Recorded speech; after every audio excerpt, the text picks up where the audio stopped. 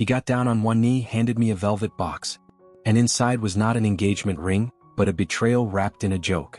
I met James at a party I hadn't even planned on attending, the kind of loud, crowded college gathering I usually went out of my way to avoid, and only ended up there because my roommate had literally dragged me out of my dorm, insisting I needed to have a normal college night for once.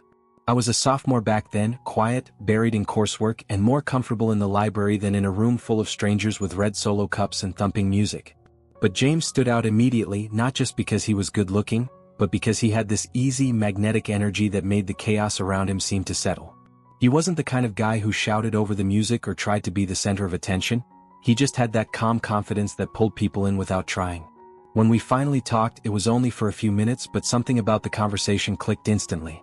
He asked real questions, actually listened, and when I laughed at one of his quiet, dry jokes, I remember thinking I hadn't felt that present in weeks. It didn't feel like small talk, it felt like the beginning of something. And from that moment, everything between us seemed to take off faster than I could have imagined.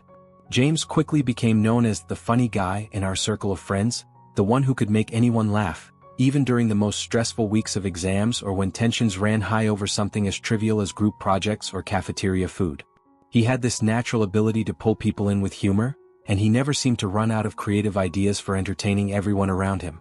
At that time, his jokes and pranks were harmless, even charming, things like orchestrating elaborate scavenger hunts around campus with inside jokes as clues, sneaking notes with cheesy puns into people's backpacks, or setting up surprise mini-parties in someone's dorm room after a tough test. He thrived on laughter, and in those early days, it felt like he just wanted everyone to be in on the joke, never cruel or mean-spirited, always the kind of fun that left people smiling instead of embarrassed. Watching him made it easy to see why people gravitated toward him. He made the everyday feel like a game, like college wasn't just about deadlines and stress but about finding joy in the middle of it all. And being the one who got to see the quieter, more thoughtful side of him when the crowd faded made it even easier to fall for him. We ended up living together for 5 years, and in the beginning, his jokes still had that same playful charm that had drawn me to him at the start. Little surprises, harmless teasing, and the kind of creative mischief that made our daily life feel less routine. At first, I found it endearing, even refreshing, how he could take something ordinary and twist it into a funny moment, and I told myself I was lucky to have someone who could always make me laugh. But slowly, without really noticing the shift at first, those jokes began to change, becoming less about joy and more about catching me off guard in ways that didn't feel funny anymore. He would do things like tell me my car had been towed, making me rush outside in a panic only to find it sitting untouched in the same parking spot, or send me a text saying my mom had called with urgent news, knowing I'd immediately feel that knot of worry in my stomach, only to tell me it was just a joke when I called her in a panic and she had no idea what I was talking about. He'd laugh, call me gullible, and act like I was overreacting if I got upset, brushing it off with, "Come on, you know I'm just messing with you." But it didn't feel like harmless fun anymore. It started to feel like he was testing how far he could push me, how much of my trust he could stretch before I'd snap. I tried not to get angry, biting my tongue and forcing smiles even when my heart raced from yet another fake emergency or another story he'd spun just to see my reaction, because every time I took his joke seriously, every time I responded with genuine frustration or concern, he would turn it around on me. He'd cross his arms, pout like a child, and accuse me of losing my sense of humor, saying things like, "You used to laugh with me," or, "Why are you being so sensitive lately?" It didn't matter if the joke involved panic, fear, or even humiliation. If I didn't laugh, I was the one ruining the moment. So I stopped reacting. Slowly, without even realizing it, I trained myself to go still in those moments, to give a small chuckle or shrug off the lie once it was revealed, because arguing only led to long silences or cold shoulders, and I didn't have the energy to soothe him after every joke that went too far. I got used to it, or at least I told myself I did. But inside, I started to feel this constant discomfort, like I was always bracing for the next punchline, always questioning whether the next thing he told me would be true or another performance for his own amusement. It wasn't just about jokes anymore, it was about trust, and mine was slowly eroding in silence. On Saturday morning, he woke me up early with an unusually gentle tone in his voice and a wide smile on his face, telling me he had something planned just for me. A full day of relaxation, no work, no stress, just a spa appointment followed by dinner at a place he wouldn't even name because, as he put it, the surprise is half the fun. He said I deserved a break, that he'd noticed how tired I'd been lately, and for the first time in a while, I felt a small flicker of warmth, a part of me wanting to believe that maybe he was finally seeing me, really seeing what I needed. The way he presented it felt genuine, even thoughtful, and I allowed myself to relax into the idea, thinking maybe this was a turning point, maybe we were finally finding our rhythm again. He handed me a neatly folded towel and told me to go enjoy the spa, promising he'd take care of everything else and to expect something really special later. There was a softness in his voice I hadn't heard in months, and despite the unease that still lived quietly in my chest, I wanted to believe this was real, that this time it wasn't a joke or a setup. That maybe, for once, the surprise was actually meant to bring joy and not confusion. We spent the entire day at one of the best spas in the city, a place I had quietly dreamed of visiting for years but never allowed myself the luxury, always telling myself it was too indulgent or too expensive for just one afternoon of peace. From the moment we arrived, everything felt almost surreal. The soft music, the scent of eucalyptus in the air, the warmth of the massage table beneath me, and for the first time in what felt like forever, I let myself completely relax, letting go of the constant tension that had built up from months of walking on emotional eggshells. Afterwards, James drove us to an expensive restaurant by the water, the kind of place I had only seen in passing or bookmarked on social media, secretly adding it to my mental bucket list but never actually thinking I'd go. As we were seated by the window with the golden sunset reflecting off the waves and soft music humming in the background, I looked at him and felt something unfamiliar. Hope, maybe, or the fading echo of the version of us I used to believe in. He smiled across the table like he was proud of himself, like he had orchestrated the perfect day, and for a moment, I let myself believe he had. I wanted so badly to believe this was real, that maybe the worst was behind us. But deep down, there was still a small knot in my stomach that wouldn't completely untie. Dinner was almost perfect, the kind of evening that felt pulled from some quiet, hopeful corner of my imagination, and as James spoke, his voice soft and unusually sincere, I felt myself leaning in, hanging on each word. He talked about our future, not just vague mentions like he used to, but real, detailed visions of what our life together could look like, painting pictures of a house with a backyard, children with his sense of humor and my stubbornness, road trips and slow mornings, holidays filled with laughter and warmth. The way he spoke, with that familiar spark in his eyes, made it feel like he had spent time thinking about all of this, like he wasn't just improvising but finally letting me in on a version of forever he had been holding onto. My heart was pounding so hard I could feel it in my throat, not just because I saw where the night was leading, but because part of me had been waiting for this, for some tangible sign that everything we had weathered meant something, that all the discomfort and patience and confusion had been leading here. As I looked at him across the candlelit table, the sound of clinking glasses and soft waves behind us, it felt like he was about to ask me something that would change everything. And despite everything that had come before, I wanted to believe it. I wanted to believe this was the moment. When he got down on one knee beside our table, drawing the attention of a few nearby diners who turned to look with warm smiles, and pulled out a small velvet box from his jacket pocket, I felt the last remnants of doubt melt away as everything inside me surged with emotion. He looked up at me with eyes that seemed softer than I'd ever seen them, and then he began to speak, not with his usual teasing or sarcasm, but with a quiet, heartfelt sincerity that caught me completely off guard. He talked about how much we had been through, how I had grounded him, how he couldn't imagine his life without my presence, my laughter, my patience, and as the words poured out, so carefully chosen and unexpectedly tender, something in me cracked open. It didn't matter that the restaurant had gone quiet or that I could feel the eyes of strangers lingering. What mattered was that he was there, asking, not joking, not hiding behind humor, just opening his heart in a way I hadn't known he could. And when he finally asked me to marry him, voice slightly trembling, I didn't even hesitate. With tears in my eyes and my heart threatening to burst, I whispered yes, and in that moment, it felt like every hard thing we had gone through had led us exactly here. But when he opened the box, expecting to see a ring, I saw instead a neatly folded slip of paper resting inside, and for a moment my brain didn't quite process what I was looking at, until I unfolded it with trembling fingers and read the words scrawled in his unmistakable handwriting, "You've been caught. It's a prank." My heart didn't even have time to sink before he burst into laughter, loud, shameless, echoing through the restaurant as if it were all just another one of his jokes, just another moment of entertainment at my expense.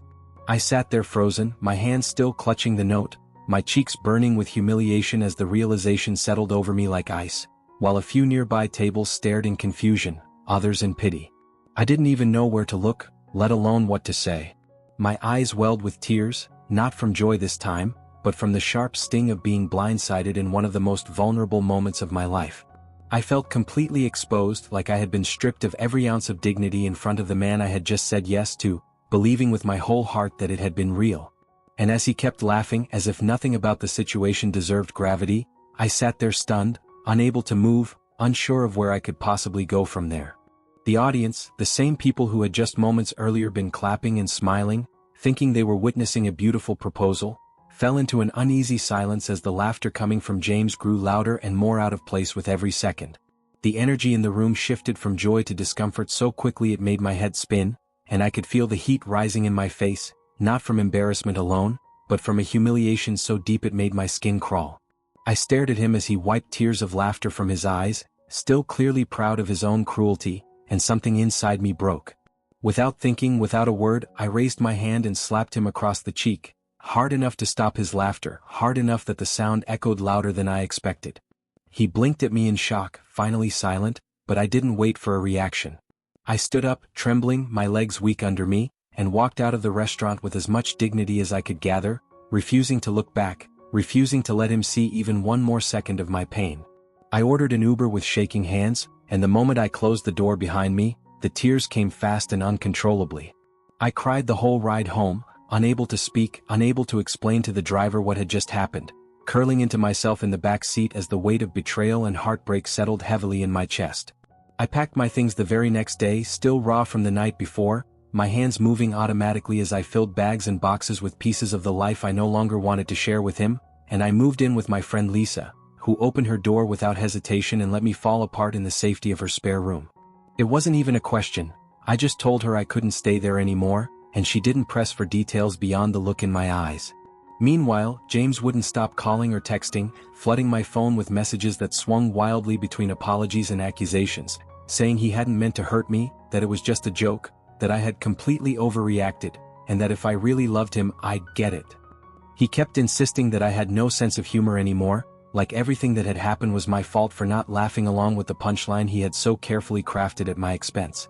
Every vibration of my phone made my chest tighten, and even though I ignored the messages, each one chipped away at me, reminding me of how easily he twisted things, how quickly he tried to make me question my own pain. But this time I didn't reply. I refused to be the one who apologized for being hurt. It wasn't long before his family got involved, turning what had already been a deeply painful experience into something even more isolating and surreal. His mother sent me long, scathing messages, filled with passive-aggressive pity and outright blame, accusing me of being dramatic and ungrateful, of embarrassing James when he was just trying to make me smile in his own special way.